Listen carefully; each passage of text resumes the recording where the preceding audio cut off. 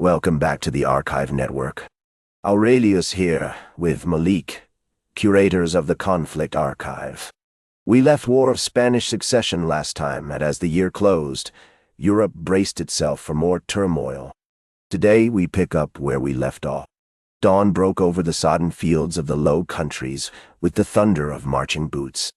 In May 1702, the Grand Alliance declared war, igniting the War of the Spanish Succession.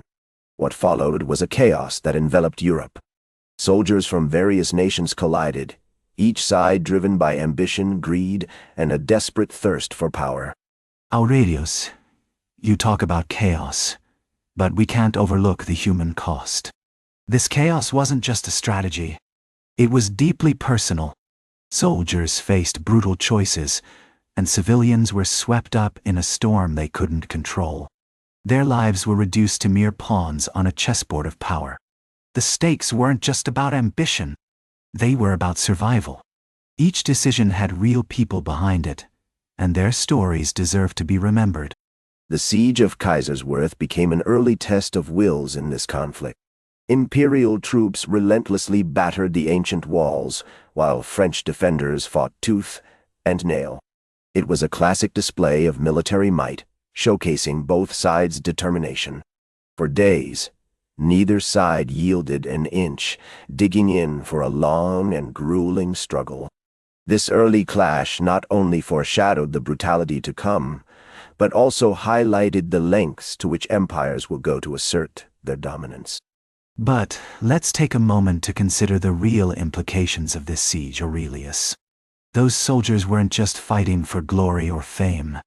They were fighting for their very lives. Yes, the walls crumbled under the weight of the conflict. But what about the innocent people trapped inside? Families, children, caught in the crossfire. The devastation left behind wasn't just about strategy. It was a heartbreaking testament to the human cost of war. We can't ignore the faces behind the tragedy.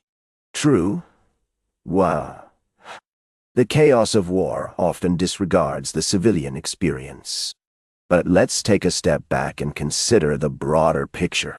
This conflict was fueled by ambition, a relentless battle for dominance over Europe.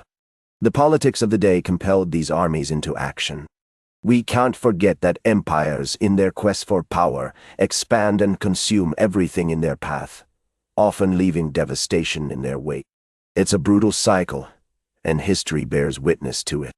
Aurelius, that perspective overlooks an essential truth. The civilians you dismiss as collateral damage are central to the narrative. When refugees stream from their homes, their suffering echoes far beyond the battlefield. Their stories are not merely footnotes. They are the heart of this conflict's reality. War disrupts lives, not just lines on a map. In northern Italy, we find Prince Eugene of Savoy, at the head of imperial troops, maneuvering through the challenges of the Po Valley. His campaign was no walk in the park. He faced fierce opposition at every turn. Yet his ambition was unmistakable. He aimed to wrest Spanish territories from Bourbon control, a task that would take all his cunning. Each move was a calculated risk, but if he succeeded, it would dramatically alter the balance of power across Europe for years to come. Yet, that ambition cost lives, Aurelius. Soldiers marched through relentless rain and thick mud, but the real tragedy unfolded among the civilians. As food supplies dwindled, desperation set in. Those peasants weren't just bystanders. They felt the weight of every decision made in distant halls.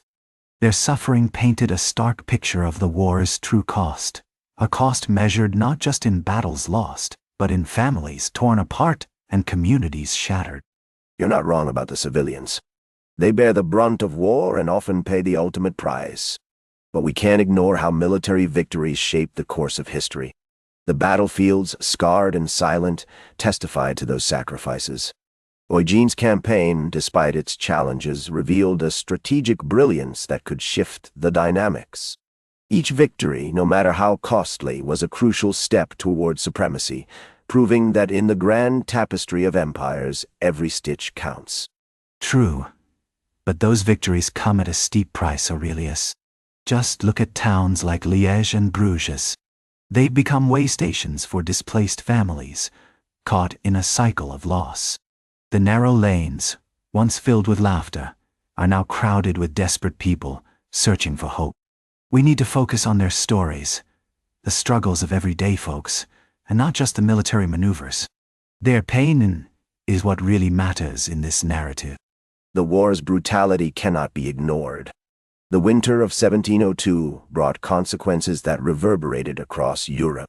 The front line stretched from the Rhine to the Alps, with soldiers desperately scavenging for food, often reduced to foraging in the snow. It was a time of sheer desperation. Yet, amidst this suffering, the ambitions of nations pressed on, relentless as ever, as if the core of history demanded it. Such is the nature of power. It knows no bounds. And that relentless march leads to a cycle of violence, Aurelius. Every act of cruelty leads to another. The villagers suffered not only from hunger, but also from the consequences of retaliation. Each village bore scars, and the human cost was etched in the land. This couldn't be just about ambition. It had to be about humanity. As the year drew to a close, Europe braced itself for even more turmoil. The initial hopes for a swift campaign had all but vanished. Instead, we faced a grinding struggle that would truly test the fabric of nations. Leaders' ambitions would clash fiercely, and as the months dragged on, the true cost of this war would become painfully evident. We were on the brink of a long, arduous journey, one that would reshape alliances and redefine borders for generations to come. That's where we leave it this time. War of Spanish Succession continues. The story isn't finished yet. Find the full series on the Conflict Archive, part of the Archive Network. We'll be back with the next chapter.